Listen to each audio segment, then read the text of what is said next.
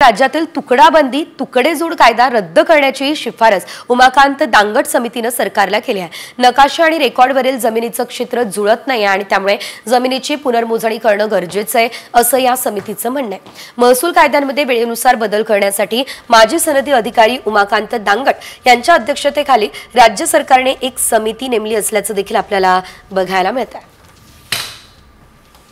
एकंदरीत तुकडाबंदी आणि तुकडेजोड कायदा रद्द होणार का हा प्रश्न आता या निमित्ताने उपस्थित झालेला आहे।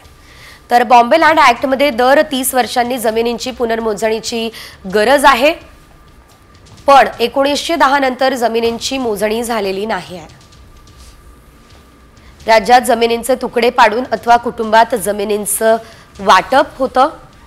सध्याची परिस्थिती राज्यातली पाहतोय, सातबारा उतारावरती खातेदारांप्रमाणे जमिनींचे तुकडेही पडलेले नाही आहेत। गाव नकाशे आणि रेकॉर्डवरील क्षेत्र यामध्ये मात्र मोठी तफावत आपल्याला बघायला मिळते।